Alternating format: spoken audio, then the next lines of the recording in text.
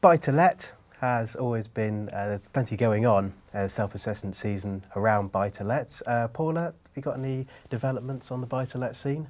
Right, buy-to-lets are becoming a real headache for practitioners because they need to be on top of the changes coming in order to advise their clients.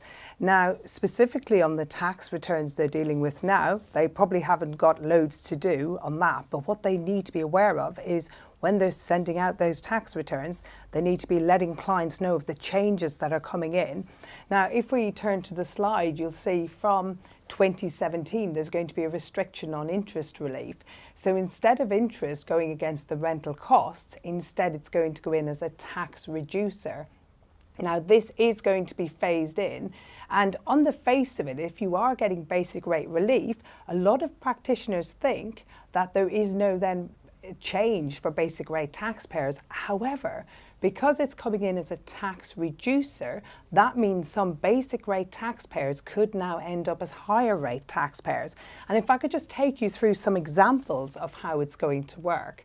So if we look at the first case here, so this is maybe your typical client. So Mr. X has a small buy-to-let property in order to top up his pension pot.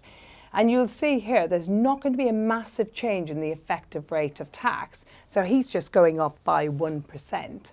However, if we look at our next example, and this is somebody who has a more substantial rental income.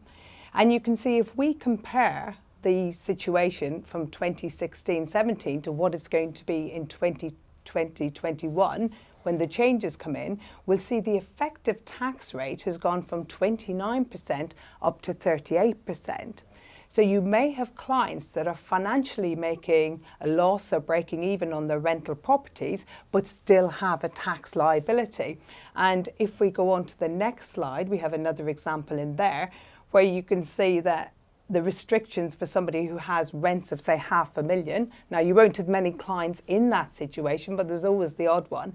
And you can see they're going to go from 38% to 69%. Now, what your clients have probably been asking you is, can I incorporate my rental property? Now, on the following slide, I've put an example of how it's going to work if we take the client in the example before, and their effective tax rate can come down to 40% by incorporating.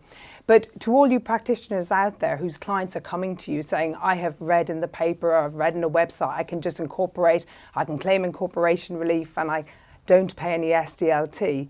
In some cases, that is correct, but not in all cases. So if you have clients who want to incorporate their property portfolios, they need to be looked at on individual cases. You need to see whether or not you can claim on incorporation relief. And in order to do that, you need to have a business. And one property is unlikely to constitute a business. Also, if you have a partnership going into a company, you should be able to get around the SDLT, so you should have a 0% SDLT rate. However, if you have jointly held properties, then you won't fall into those rules and you will have SDLT, and of course you'll be paying the additional 3% SDLT as well. So if your clients are looking for advice from you on incorporation, what I'd probably say to them is come back after the self-assessment season and sit them down and talk to them properly about what they can and cannot do. Fantastic. Tricky area. Yeah. Brilliant. Thank you very much, Paula.